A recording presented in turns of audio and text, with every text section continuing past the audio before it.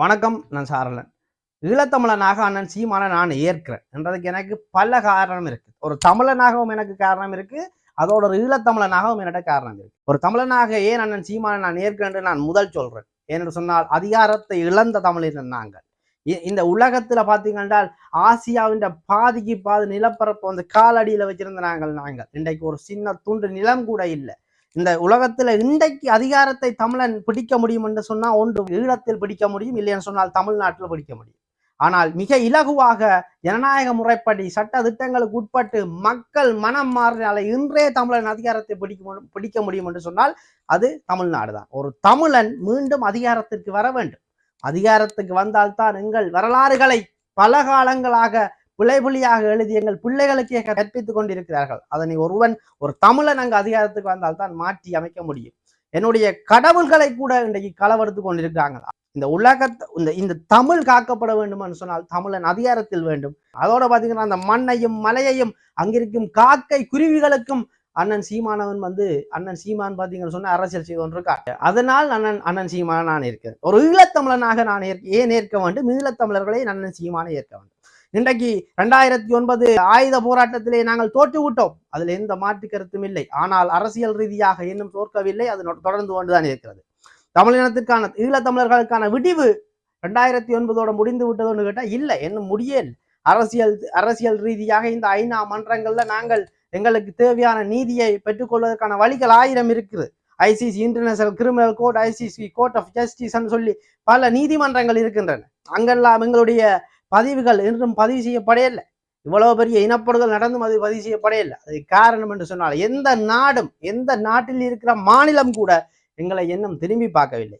அதே என் இனம் தமிழ்நாட்டிலே என் மொழி பேசுகிற ரத்த சொந்தம் இருக்கிறது. ஒரு மாநிலத்தையே கையில வச்சு கொண்டிருக்க அந்த மாநிலத்தின் தலைவனை என் இனத்திற்காக ஒரு நீதிமன்றத்துக்கு கோரிக்கை வைக்க முடியாத நிலைமையில் இருக்கக்கூடிய தலைவர்களைத்தான் அவன் இன்றைக்கும் தெரிந்து கொண்டிருக்கிறான். அப்படி என்றால் இனத்தின் வழி புரிந்தவன் அண்ணன் சீமான் போல ஒருதன் தமிழ்நாட்டிலே முதலமைச்சராக இருக்கும் பொழுது அந்த மாநிலம் பார்த்தீங்கன்னு சொன்னால் மத்திய அரசை என் இனத்துக்கு நடந்த ஒரு இனப்படுகொலை என்று சொல்லி இந்த உலக அரங்கங்கள்ல நீ கதைக்கணும் என்ற ஒரு அழுத்தத்தை கொடுக்கும். அப்படி அழுத்தம் கொடுக்கும் பொழுது இந்த இந்திய வல்லாதிக்கம் பார்த்தீங்கன்னு சொன்னா இலங்கைக்கு ஒரு அழுத்தம் கொடுக்கும். தமிழ் மக்களுக்கு நடந்த ஒரு இனப்படுகொலை, அதனால் அவர்களால் சேர்ந்து இருக்க முடியாது. அதனால் நீ ஒரு பொது வாக்கெடுப்பை எடுக்க வேண்டும். தமிழ் மக்கள் என்னத்தை விரும்புகிறார்கள்? தனித்து வாழ விரும்புகிறார்களா, இல்லை சேர்ந்து சிங்களவர்களோடு இருக்க விரும்புகிறார்களா என்ற ஒரு பொது வாக்கெடுப்பை தமிழர் பிரதேசத்தில் எடுக்க வேண்டும் என்று சொல்லி இந்தியா ஒரு அழுத்தத்தை கொடுக்கும்.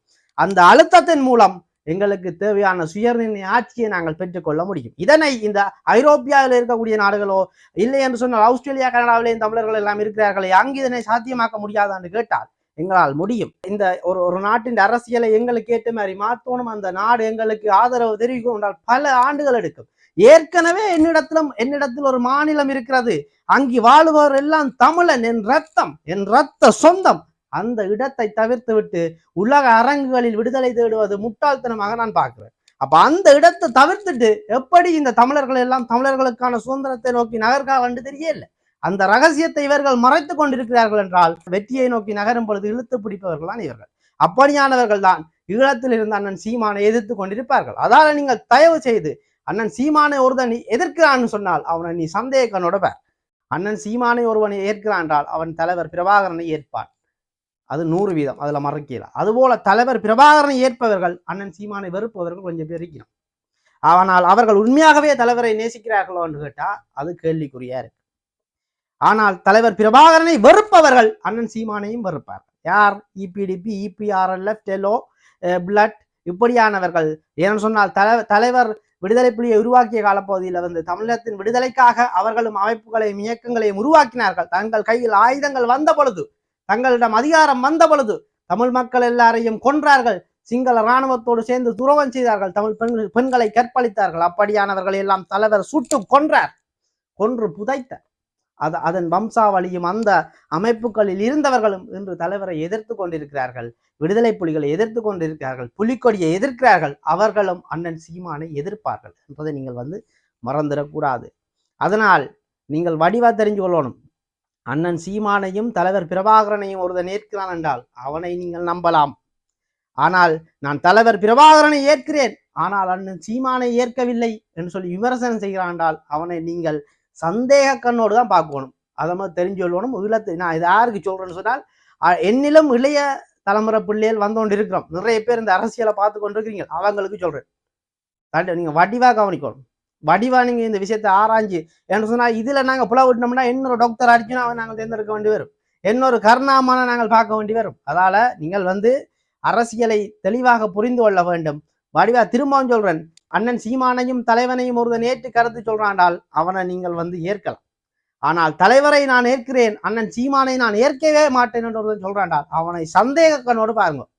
சீமான் கெட்டவன் சொல்லுவான், ஏன் துரோகி என்று கேட்டுப்ப, அவனோட பதில் இருக்காது. ஏதாவது ஆமக்கறி அரசி கப்பில்னு சொல்லி ஏதாவது விமர்சனத்தை தான் வைப்பான், அவதூறத்தான் பரப்புவானே தவிர அவனோட எந்த அரசியல் ரீதியான வலுவான காரணமும் இருக்காது. நான் சொன்னேன் திருமாவளவன் துரோகி என்று சொல்லி.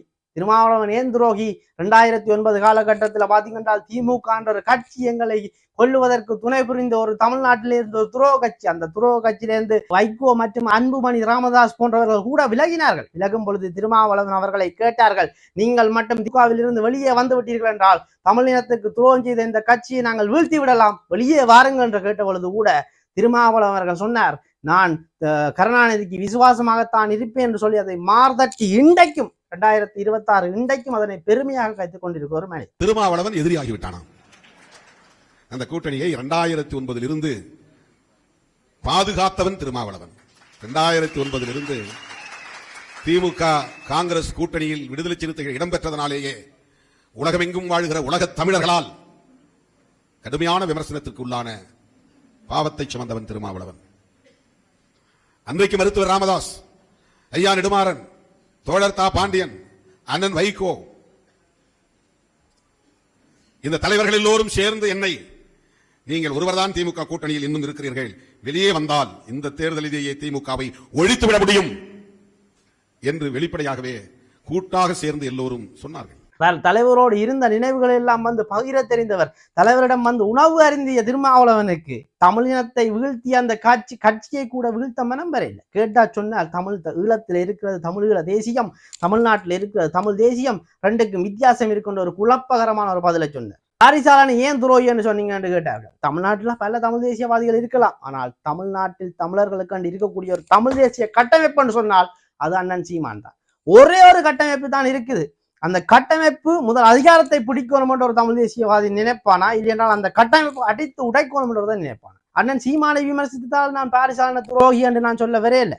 தமிழ் தேசியம் எப்படியாவது ஆட்சியில் பிடித்து விட வேண்டும் என்று நாங்கள் போராடி கொண்டிருந்தோம். களத்திலே போராடி கொண்டிருந்த பொழுது நானும் தமிழ் தேசியம் தான் கதைக்கிறேன் என்று சொல்லி போட்டு தமிழ் தேசிய கட்டமைப்புக்கு வாக்களிக்காதீங்க என்று சொல்லி ஒரு எக்ஸ்தலத்துல பதிவு போடுறான் என்று சொன்னால் அவன் தமிழ் தேசியத்துக்கு எதிரானவன் தானே. இவ்வளவு காலமாக தமிழ் தேசியம், தமிழன், முருகன், அவன் இவன் என்று சங்க காலம் அது இதான் சொல்லி கதைச்சு போட்டு தமிழனுக்கே எதிராக ஒரு பதிவை போடும்போது தமிழின துரோகியால் தான் அந்த இடத்துல பார்க்க முடியும். இதை மறக்க முடியுமா அவங்களால யாரால?